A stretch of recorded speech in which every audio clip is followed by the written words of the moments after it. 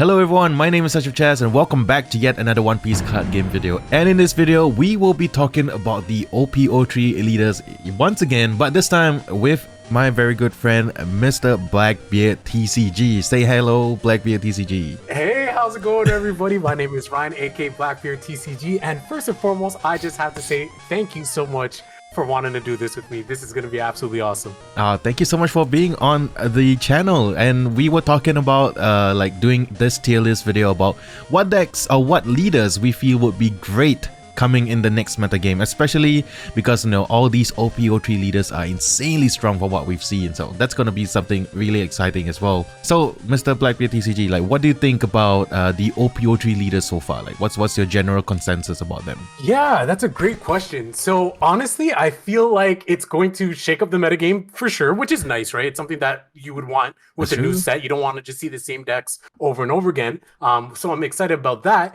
But I have been a little bit worried about what the power creep may entail. But overall, so far, nothing seems to be like extremely like stands out, going to be super OP. So I'm pretty excited because I think that if the meta ends up shaping up to be how it was like with OP-02, where at first we seen like a lot of Zoro, but then it branched out, right? We've seen the event calls, we've seen the kids, we've seen all these different decks starting to pop up and start winning events again. If they can do that, keep the set 2 cards, set 1 cards relevant, and the set 3 cards are there, I think it'll be really cool. Oh, that's true. Yeah, I really agree with you as well, because it's like these leaders will definitely make an impact for the next meta game for sure, but at the same time, like, I think they'll just be using tools from OP-01, OP-02. At the same time, OP-02 and OP-01 leaders won't fall out of favor. They'll still be strong as well. Yeah, I agree. and we kind of touched on it a little bit, but I think that decks kind of like Zoro or like Trafalgar Law, these are going to be decks that are always going to be seeing some level of play just because of how generic their abilities are. But with that being said, I'm very excited to see some of the new stuff. Yeah, me too. Alright, so there's going to be another video on BLACKBEARDTCG's channel where we talk about the decks that we are excited about, or at least the leaders we're excited about, coming for OP-03, so you can check it out on his channel. Link will be in the description below and also on the top right hand corner of the video. But for now, let's just jump into our personal tier list for the OP-03 leaders. So without further ado, let's get into it.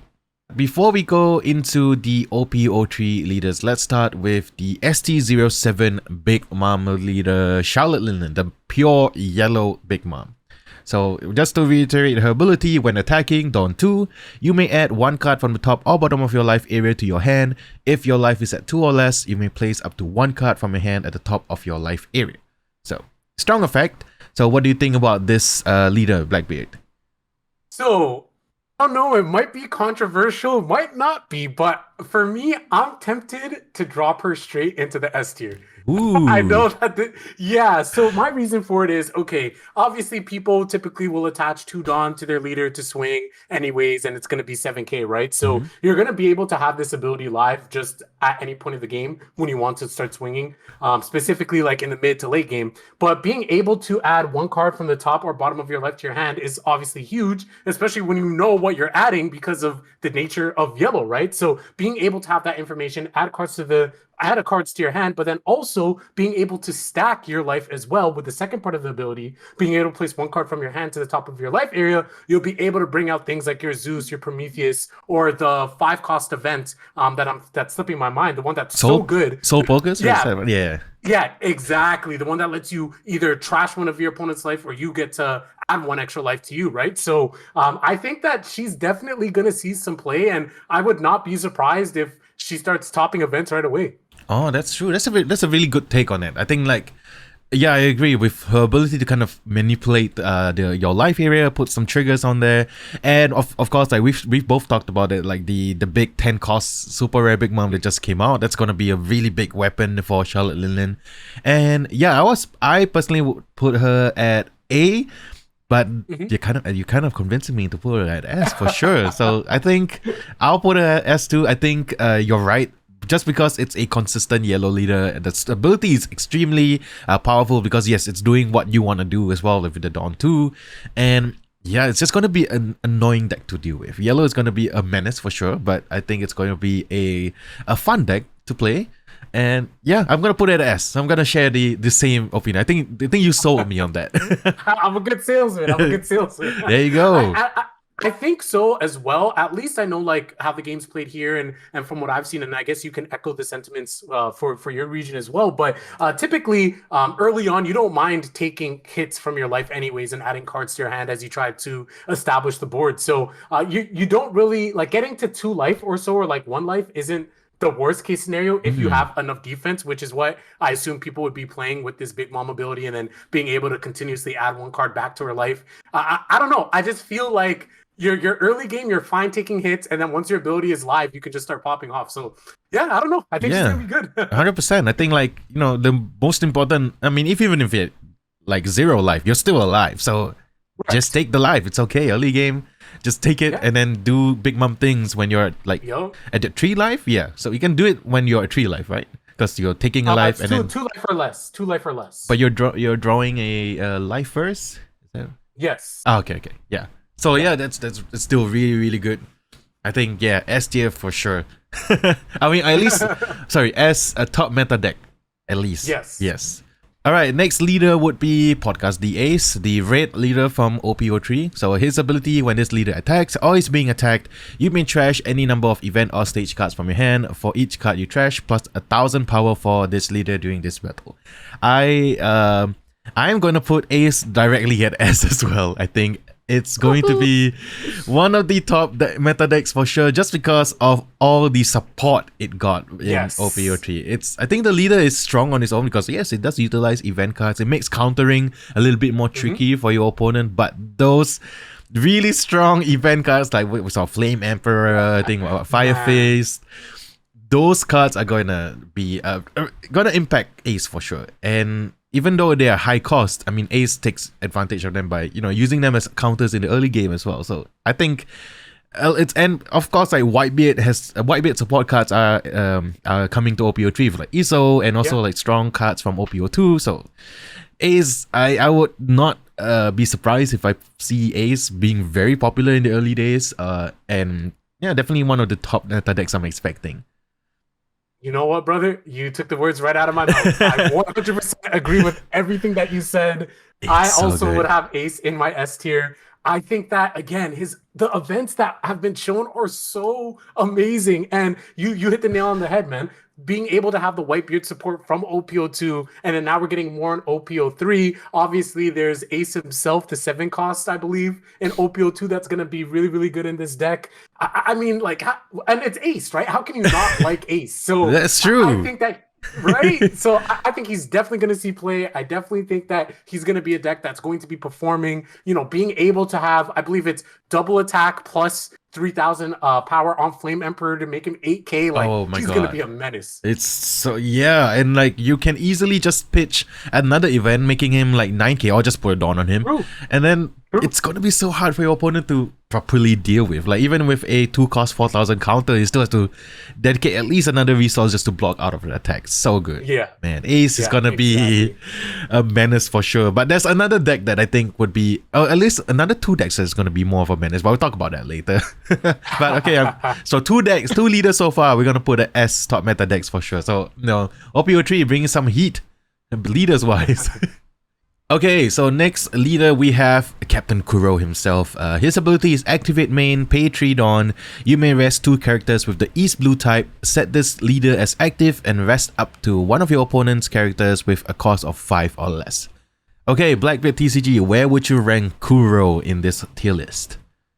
Okay, so I'm a little emotional about this because, I mean, for me, Kuro, he's not a character that I feel had like a big impact in the story. And I was just like, oh man, if they're going to put another villain, like why not Blackbeard himself, I was rooting for you, man. I was rooting for Blackbeard too.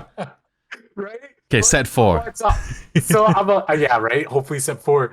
I'm a little bit jealous. I'm a little bit salty. But with that being said, I think Kuro's pretty interesting. I definitely don't see him in S tier. I don't see him in A tier. I actually think I see him in C tier, in Rogue tier. And my reason for that is because I do think the ability is strong. Don't get me wrong, right? Being able to rest 2 characters that have East Blue type, and then being able to rest one of your opponent's characters with a cost of 5 or less. For example, if you're going up against like Nami or Arlong, right? Like because it doesn't specify like your East Blue cards, you technically can rest their cards too, unless they change the ruling or errata it based on the translation that we have. So I think that could be interesting, but I don't know. I feel like to invest 3 Dawn to do that, is it worth it? I don't know. I think it's interesting, but I don't think it's going to be that dominant. What do you think?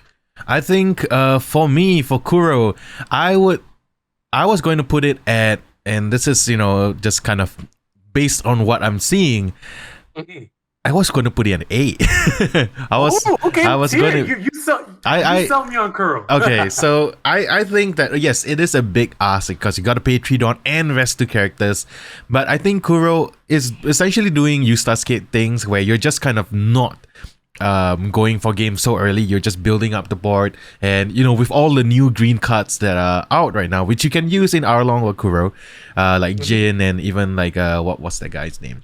Dawn Creek. Yeah, Dawn Creek. Yep. And you're just like kind of gumming up the board, and then when you want to go for game, you'll use Kuro's ability, and then you rest like the East Blue characters, and then you rest like a blocker, and then you try to go for game that way. But in that regard, it is a huge ask. True. And which is why I see like it will definitely see some play, because I think people will kind of make use of Kuro. It depends on what the 2 East Blue cards you're resting would be. Right. If it's like, you know, like tiny 1-cost searchers, then yeah, it's great. If they don't, I mean, that's that 2-cost searcher Nami kind of, which could be rested anytime.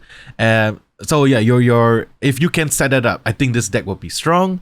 But it's not as popular, and like you said, Kuro is not a popular. No one's gonna. Okay, I don't know. I'm not gonna overgeneralize. Like, Kuro is my favorite character from One Piece.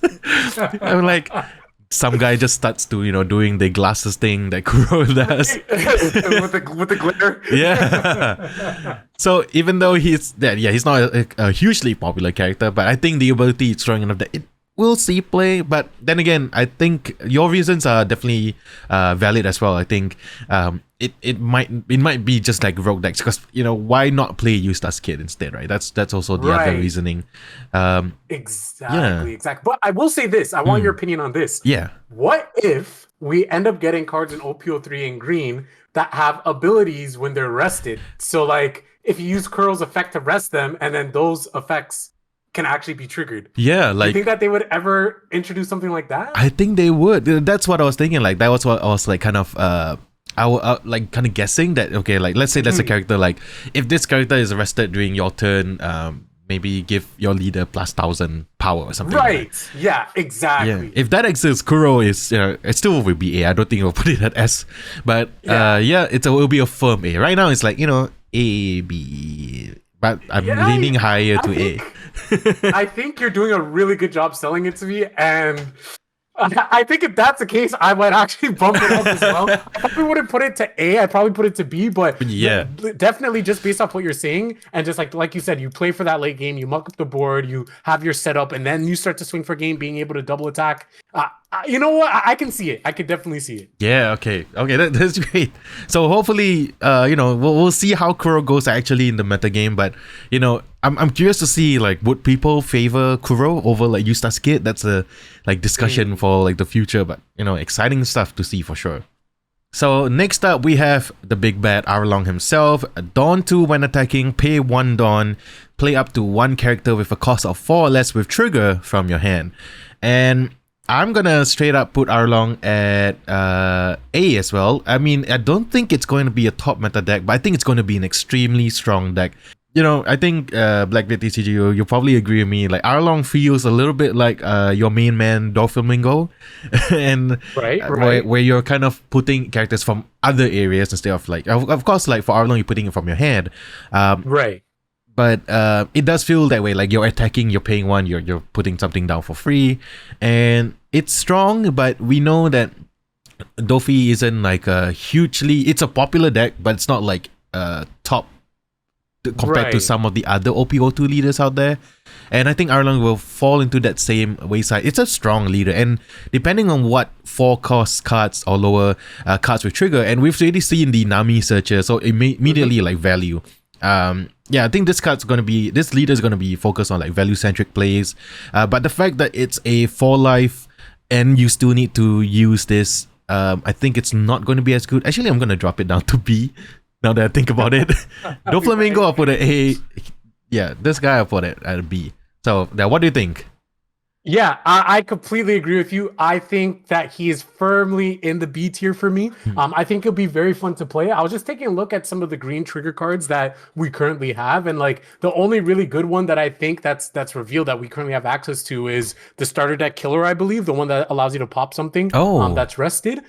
So that could be really nice to have as well. But I don't know. For me, like when it comes to Arlong, like you said, it's really going to come down to what other trigger cards we get in this set, just because the things that we have right now aren't that good. And it's like, okay, like we have to invest 3 Dawn in it. Obviously, we could play something with a cost of 4 or less. So hopefully we get some really nice green trigger cards with a cost of 4, so we can get even more value, getting a 4 cost out for 3 Dawn. But until then, I don't know. And then I also think does his ability, is it that strong to warrant having 1 less life? You know what I mean? Yeah, you're right. And for me, it's like I can't see it yet. Of course, maybe there's cards we don't know that will justify it, but from what we know right now, I think it'll be fun to play, and that's about it, in my opinion. Yeah, I think, now that I'm like looking at it, I think it's more of a, this is going to be a fun deck. People are definitely going to try out Arlong. They're just going to do Arlong things for sure.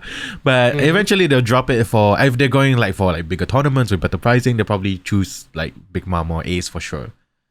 Okay, next is everyone's favorite leader, or at least everyone's favorite waifu and alternate art that they will probably collect from OP-03.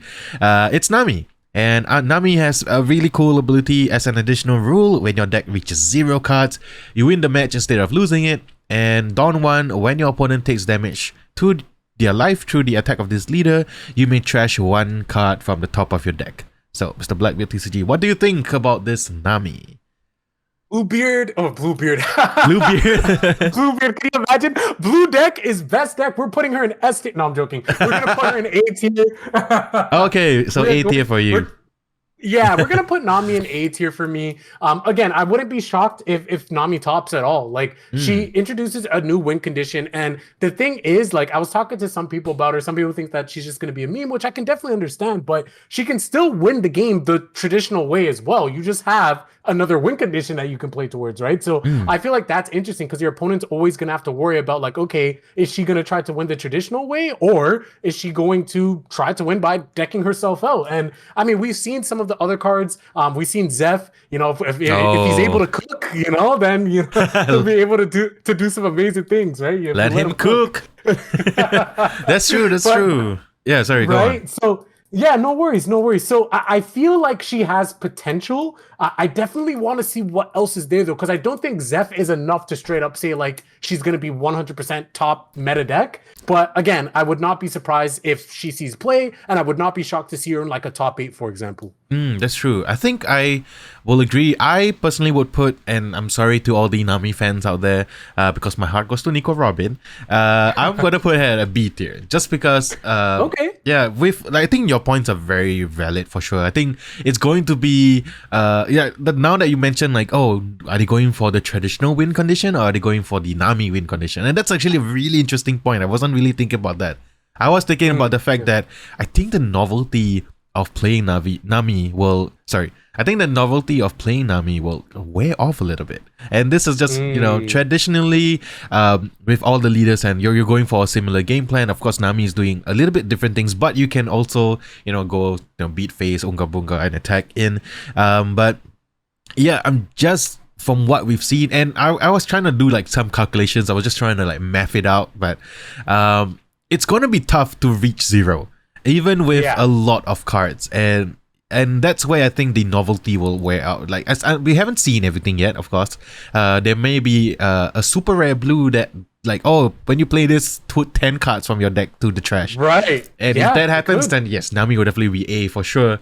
But as of now, since we've not seen it, and I think because of its novelty of effect, I think Nami is gonna be a fun deck to play. But I am really excited to see how people play Nami for sure. I think it's going to be very popular in the first or second week, just because, it's Nami. At the same time, it's like, if the cards support it, it's going to be fun playing against and playing with Nami for sure.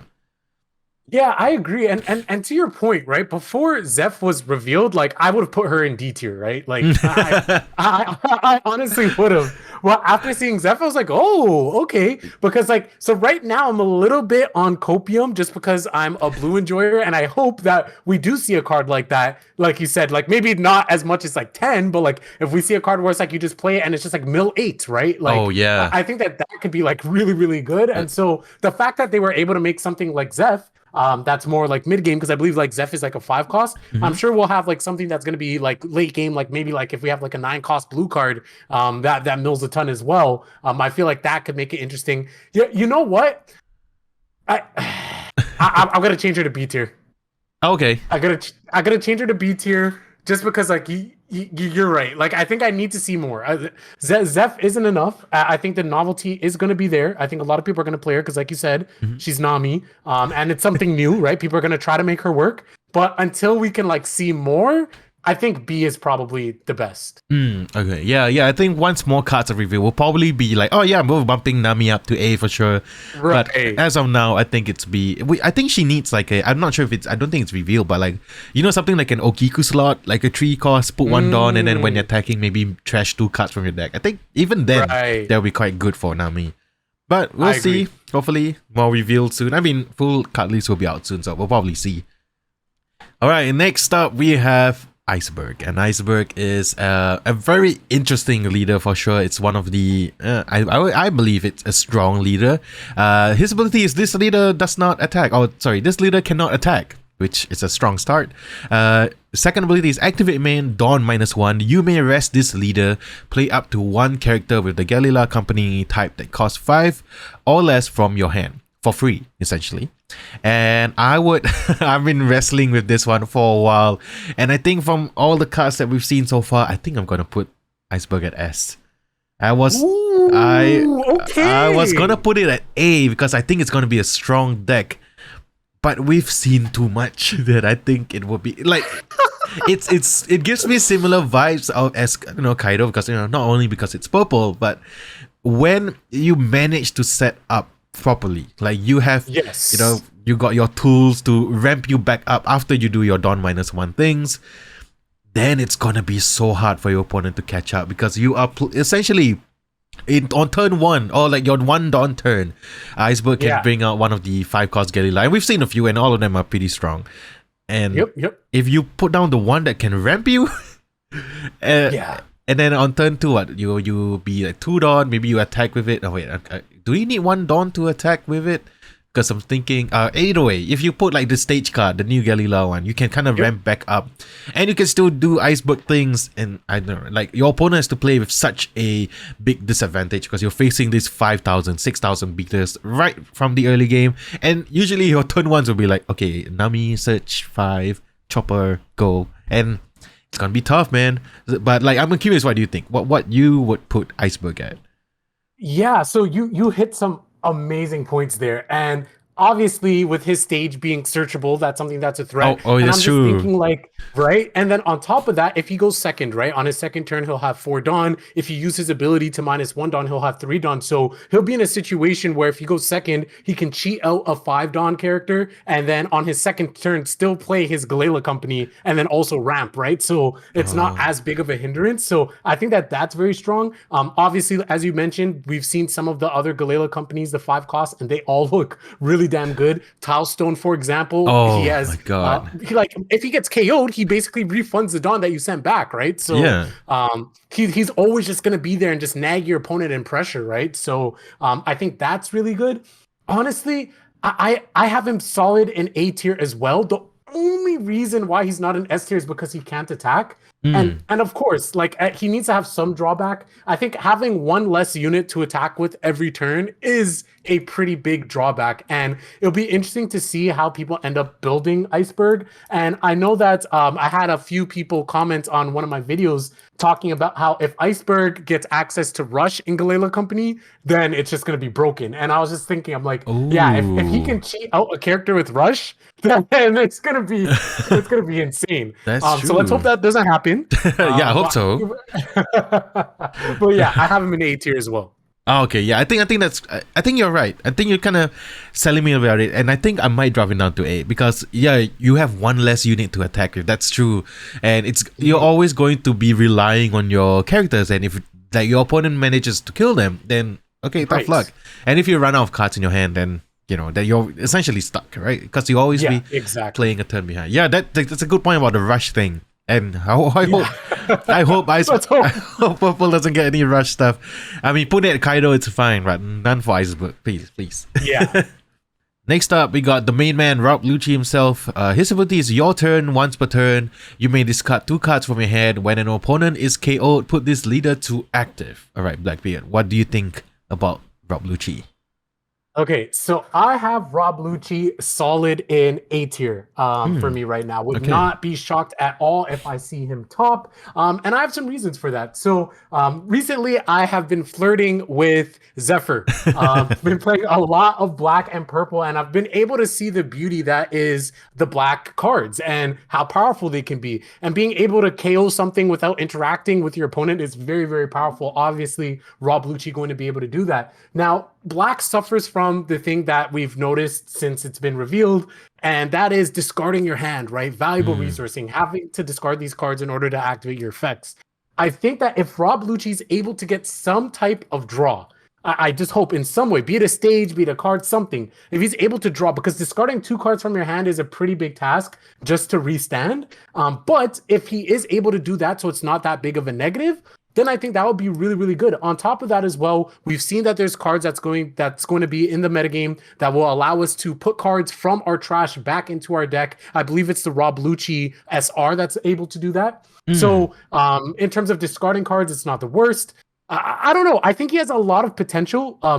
Part of me wants to put him in B because I think it would just be a fun deck to play, but I think he does have a lot of potential. Anytime that there's something that can attack twice, like we've seen with like Eustace Kid, obviously we were talking about Kuro a little bit earlier, I think it's always going to be a threat. Okay, yeah, I think I agree. I have him at A as well. I think I'm definitely going to put Rob Lucci at A just because it's a solid black leader. And I agree with your point of like, black suffers from discard, and if OP-03 brings in card draw, then it's going to be really good. And it's drawing something because even with a, something like, well, what's that? The KO something that's like costs 1 or less or 2 or less. I can't remember what that event. Kobe. I know there's Kobe that KOs 3 or less. Right. Yeah. Even something like Kobe, and it's just so easy to give him that active slot. And you don't need to do it early game. You save it for the end. Right. It's still fine.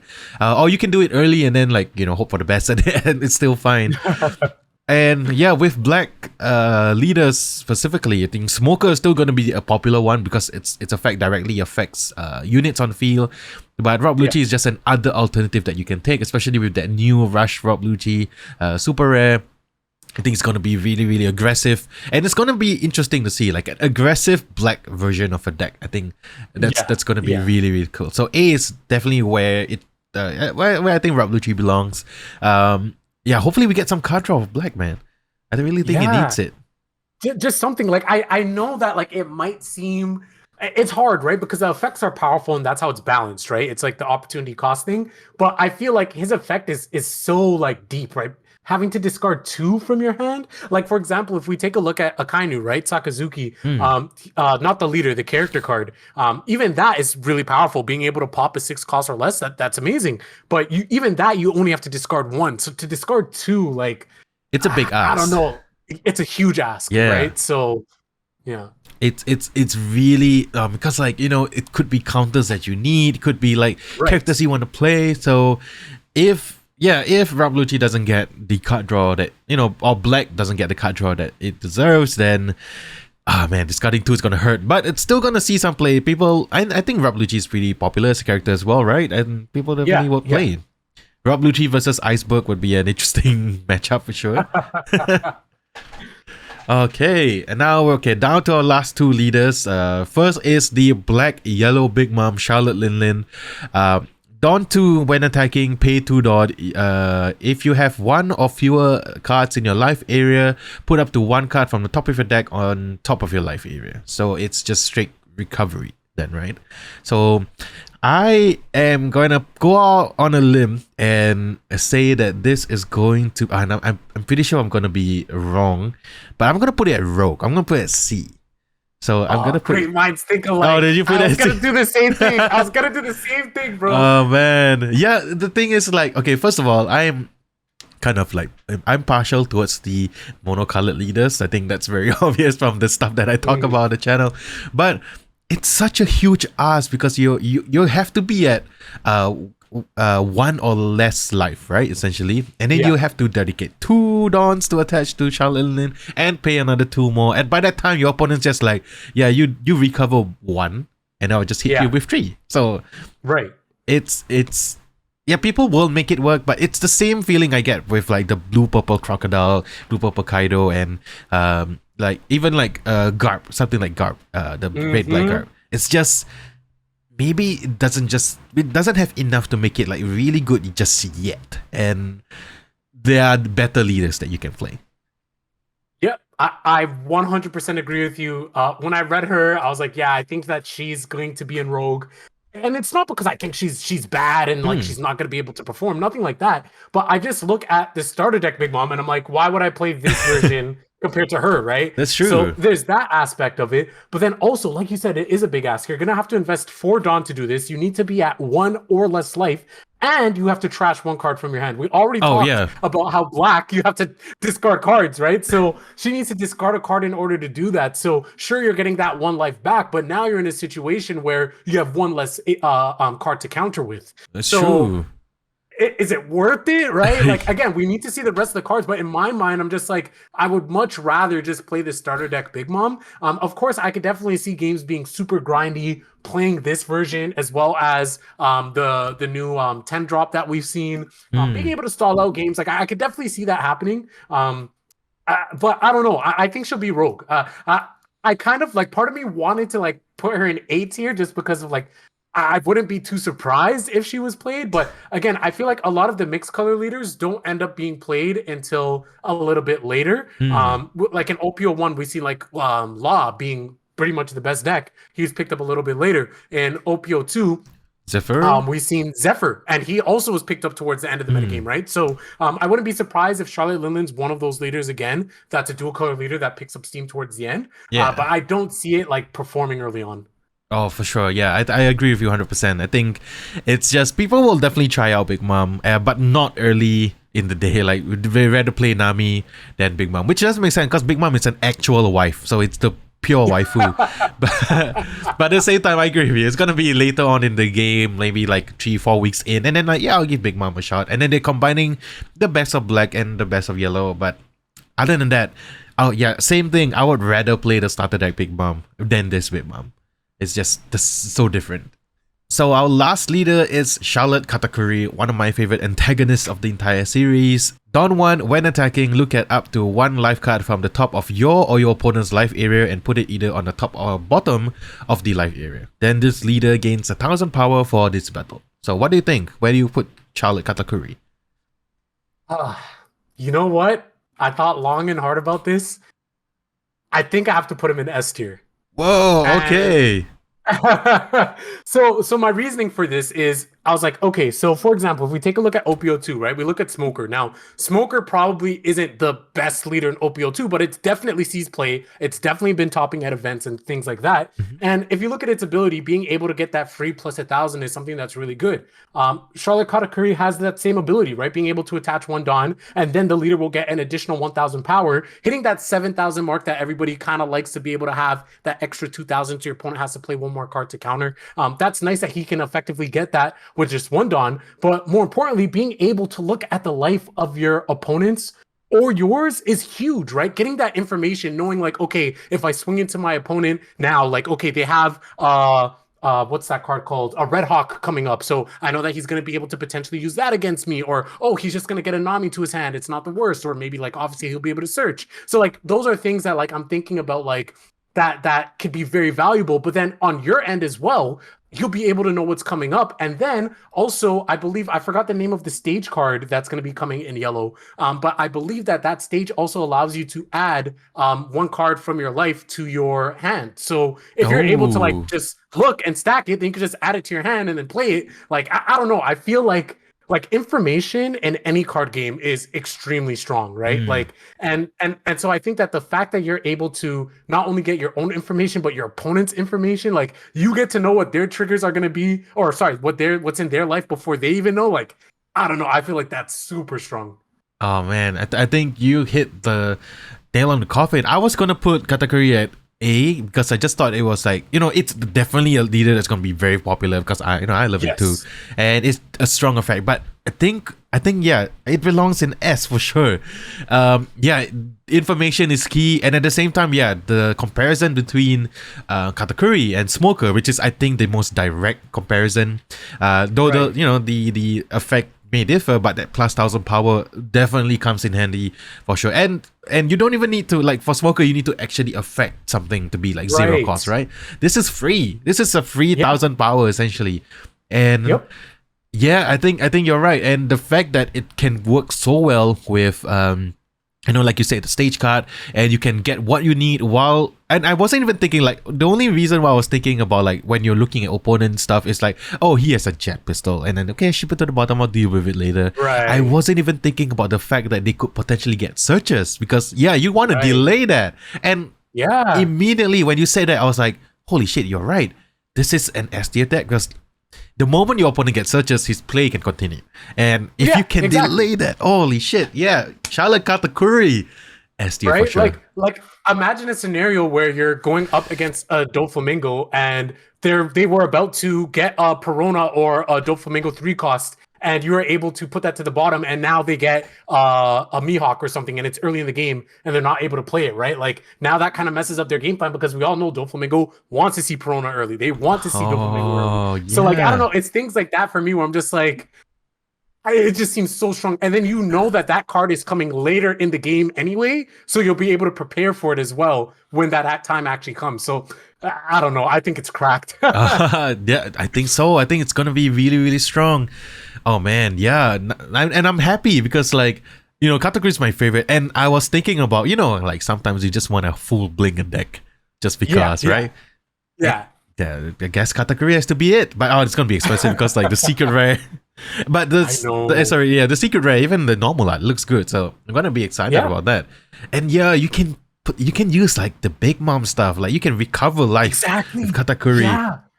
It's gonna be a beast, man. It's gonna be like, It's gonna be nuts, bro. oh man. And the great thing nuts. about Katakuri is, like, it's so skill dependent. It's like Yes. like whoever is playing Katakuri, like, the better Katakuri player would win if you're Correct. having a mirror. But oh man, it's gonna be so Bro, cool. that's beautifully said. That's beautifully said. It's so true, because, like, sure, obviously sometimes in mirror matches, and because we don't have that many cards, I know at least in OP-01 for here, us in the West, in mirror matches, it can kind of come into like a top deck, like whoever just draws the best, right? If it's Kaido versus Kaido, okay, I have Onigashima, I'm probably gonna win if you don't have it, right? Like, I feel like we're not gonna see that. Like you said, with Charlotte Katakuri, like, he's going, like, the better player is going to win, right? Yeah. Like, just think of the mind games, right? You put a card to the bottom, then you put it to the top, then they attack, they put it to the bottom, you put it to the top. You know what I mean? Like, it's gonna be so cool. Like, seeing those matches, like, at like the highest level, at tournaments, at events, for spectators, it's gonna be super fun as well. Oh, 100%. Oh, I'm so excited to see, like, people playing Katakuri now. I'm excited to play Katakuri now. Oh man. OP-03 can. And this is the alternate art that I am, like, kind of chasing for leaders wise. I mean, of course, besides Nami, because it's Nami. But Right. oh man, I'm so excited. Oh, dude, you told me. I think Katakuri are definitely S tier for sure. I'm definitely gonna play Yup. Katakuri. Like, I was gonna go for Ace, like, week one, because it's red. yeah. I love red. I've, like, really, all the decks I played were, like, besides, like, the starter decks and all, like, were all red. But now, Yeah. I think I'm a yellow main, man. I think I'm gonna Katakuri it up. There you go. Either that or Big Mom. I'm not sure. We'll see how it goes. But all right, so we have the final list up and ready, and you know what? Hey, thank you so much, BLACKBEARDTCG, for talking about this. I think we really went off. Holy shit, we really went quite a lot. This is like almost like a podcast episode, but I really enjoyed our conversations we had. I think a lot of great points were made about across all these leaders. What we felt was good, what we felt was just okay, or what would be fun to play. And I'm really excited for the future in OP-03. I know the English version is gonna be a little bit of a while, but I know you all will still be excited when it comes around, because then you'll have, like, actual player data to kind of draw from. Exactly. Yeah, yeah, 100% for sure. And the beautiful thing about doing these types of tier lists is at the end of the day, it's just our opinion and we could be completely wrong, Oh, and 100%. that's fine, right? That's completely fine. It's more so for fun, and it'll always be great to like look back at this video and say like, okay, like were we right? Why were we right? Were we wrong? And like what was the glaring issue? And of course, we're Exactly. doing this before all the cards are shown, right? So I'm one of those people where like I'm completely fine being wrong, but I like to put my opinions out there. Yeah, me too. Yeah, I mean, in before, like, Black Yellow Big Mom is like god tier for some reason because of some card that we haven't seen. Right, right. But like, yeah, I agree. Like, I think these the thing with the One Piece card games, like every week the list changes. Yes, yes. And I'm excited to see that at the end of OP-03, like, will the list be accurate? So let's find out. Yeah. Hopefully it'll be okay. Let us know in the comment section below if you agree with our individual rankings, whether we talked each other out of them being in the right proper spot. Let us know in the comment section below.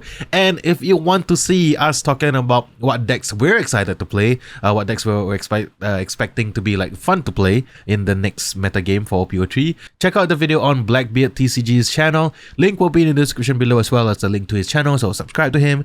He's been a great content creator as well. I love his videos.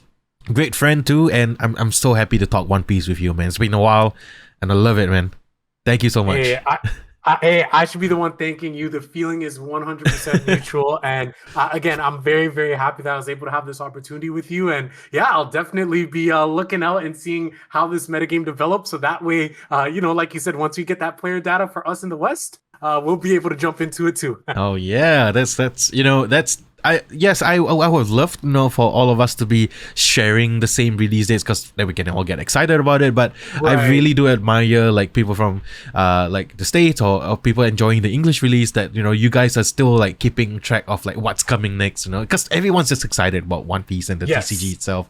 So that's great. All right, thank you guys so much for watching, and thank you BLACKBEARDTCG for being on the channel as well. I hope, you know, you enjoyed the long discussion about the tier decks, the tier leaders, but you know, I'm excited to see how it may or may not change coming for the next part of the meta game. And I'm excited about Katakuri. What about you, man? Like, is there any alternate arts that you're chasing for, if you could have an alternate leader for OP-03 leaders? So you know what? There isn't anything that I'm super excited for. Obviously, would have loved to have Blackbeard, but you know, he's not here. If I had to pick one, then probably Nami, just because blue deck equals best deck. So I'd have to go with Alt or Nami. That would definitely be my chase. There you go. I think that's like the answer that everyone would go for. I mean, it's man, I'm worried about the pricing, but anyway, it's still gonna be a really good leader, and yeah, it's gonna be one of the popular leaders that people want as well. And thank you again, BLACKBEARDTCG. Check him out in the channel, and the link will be in the description below. And also thank you to you guys for watching this video. Anyway, we'll see you guys in the next one. Peace.